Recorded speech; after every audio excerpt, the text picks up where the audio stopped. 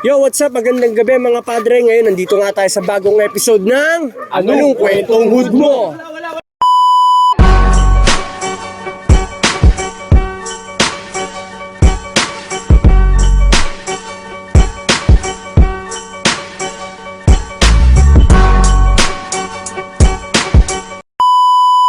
Yo, what's up? Magandang gabi. Nandito tayo sa Anong Kwentong Hood Mo. Ngayon, nandito tayo sa LPCP Town Hood. At meron tayong kasama, padre. Magpakilala ka.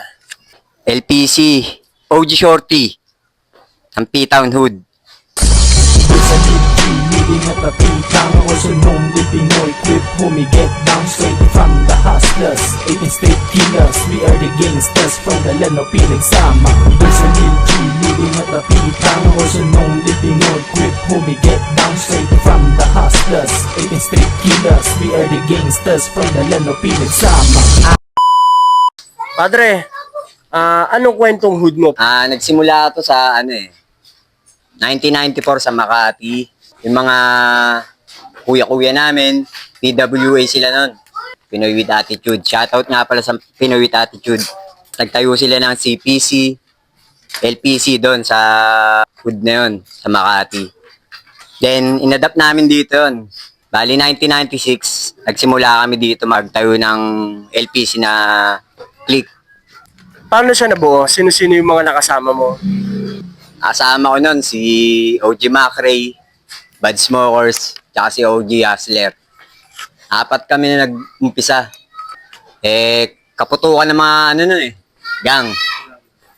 Talagang kailangan may grupo ka. Pag wala kang grupo, Kawawa ka eh. bubulihin ka.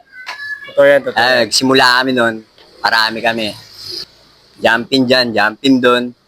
So ito na yung pinakalaging hood ninyo dito. Ito yung pinahood namin, 18th Street. Amin kasi, bukod sa jumping, yun. You have to do the work. Pagkatapos ng jumping, hindi ka agad-agad na, kasali ka na, kasali ka na. Hindi basta-basta ganun. Kailangan patunayan mo.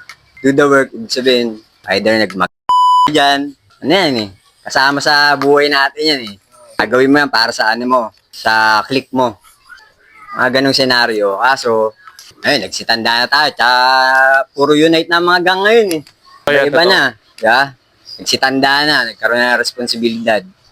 Doon na pumasok sa isip namin yung, kailangan may respeto ka rin ba dapat. Tsaka ang ego mo, babaan mo. Ikaw naman, men, ano ba yung kwentong LPC mo? Paano ka nagsimula? Ako nga pala si Masta. Siguro medyo late na ako nagsimula eh. Baka 2005, 2004 yata.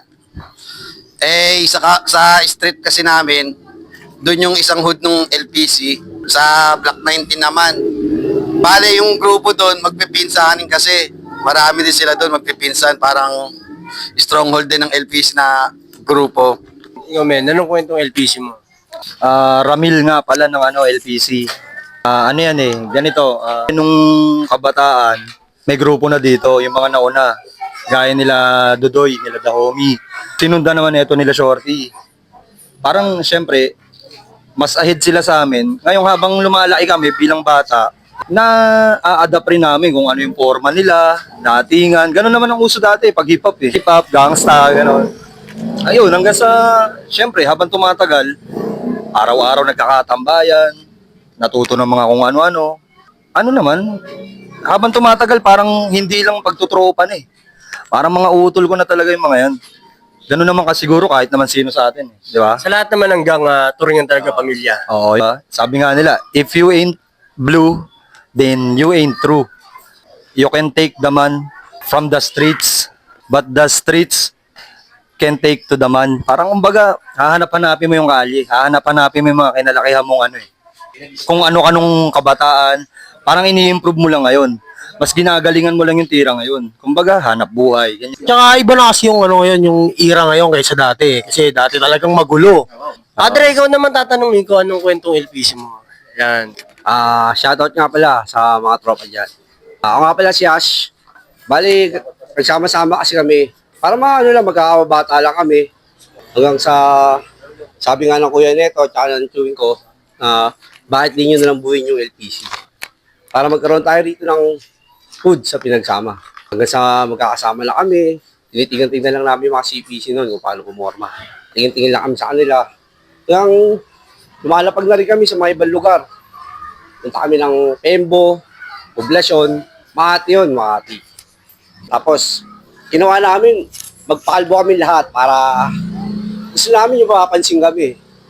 Yun nga, yung sinabi natin na hindi maiwasan yung inggit, away. Kasama na sa ano yun eh.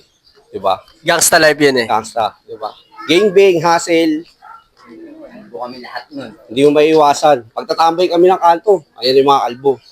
Inaasar kami ng inaasar. Malalim, Parang kami nung araw sa Temple Street, ganyan talaga. Hanggang ngayon. Kasi pag hindi ka gumawa ng kakaiba, Oh, hindi ka tatatak eh.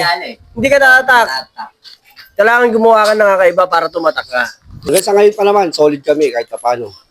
Sabi natin, hindi lang kami active sa mga event ngayon. Pero dito kami underground. Minsan kami lang. Parang binuo lang namin na. Still alive, Kami lang, LPC, no? Then, tsaka, totoo niyan, ang LPC dito, naririnig ko lang talaga dati. Kasi dyan lang rin ako nakatira kalapinsan eh. Tsaka, masasabi ko sa mga LPC dito, talagang mababait. Totoo yung sinasabi nila na hindi sila nangungursunado dito. Totoo yun.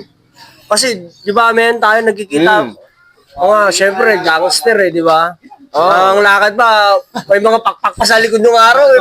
Ganun pa eh. Di ba? Ano yan? Pero totoo yun, tinginan lang, papakiramdaman, ganun pag gangster eh. Oo, maamoy mo eh. Pakiramdaman lang eh. Kasi ikaw, ano namang kwentong LPC mo? Baka pwede mo namang ibahagi. Ako nga pala si Jordan, aka Jekas ng LPC. Bali, nagsimula ako sa hood ng LPC year 1997. Taga 11 Avenue ako. Ito yung pitaw ng LPC. Bali, magkalayo yung barangay namin. Diyan lang sa likod. Tapos ito, kabila. Simula nang dumating ako 1997 sa Taguig, dito na ako tumropa. Nandito na ako sa P-Town. Wala akong masyadong nakasamang kagrupo sa 11 Avenue. So dito ako napunta sa P-Town, LPC. So, Padre, magpakilala ka. Yo! Don Doggy nga pala from Lil Pinoy Creep. Needs to be cause there, dog. What's up, Lil Pinoy Creep? Derdog nga pala from Taguig eh. Yo, this starting sa meron akong mga angk na from Central Pinoy Creep. Sila yung naging mga seniors namin. So, nasundan yun ng LPC siguro late 90s, early 20s. Yan, pumasok kami. Meron kaming jumping, 30 Seconds Massacres from CPC, Central Pinoy Creeps. Kasi nga binubuo namin is Lil Pinoy Creeps. Yo, what's up, Lil Pinoy Creep, Derdog. Nagsimula ako sa grupo na ito since siguro 2003. Pero itong grupo na to is binuo to ng 1996. Ito ang gusto ko sa grupo na to. May 3 kings. Ito yung mga OG ko.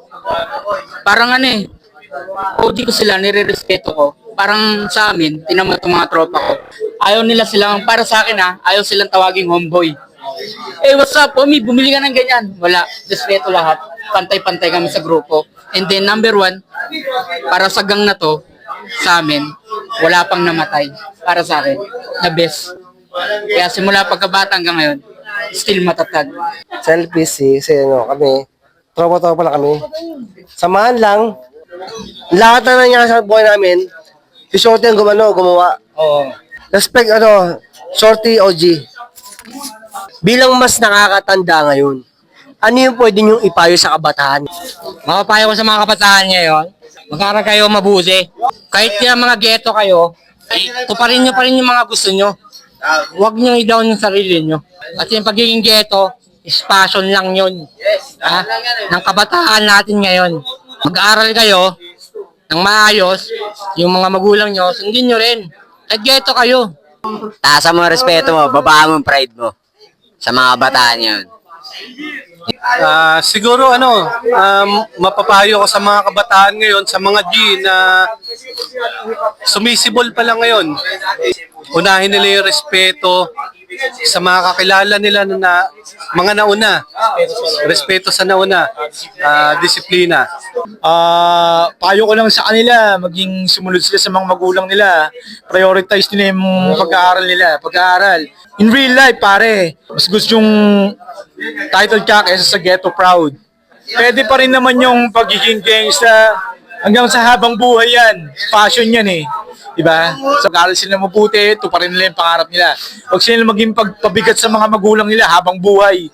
Ngayon, Kos, pangit yan. Men, baka meron kayong mga gustong shoutout. Shoutout nga pala sa PWA ng Makati, CPC, LPC ng Munti, Tipunan, Plaza 9. Shoutout sa inyo. Shoutout dun sa lahat ng kapatid namin dito sa gang. Lalo na yung mga nasa abroad. Yan, sila Buro, sila Joshua, sila Greek. Kaso nandito pa yung dalawa eh. Pero basta yung mga lumayo, LPC ng tangin na nasa puso pa rin nila yan, yung grupo dito. Sa akin, shoutout nga pala sa lahat ng mga brown side na nakasama ko.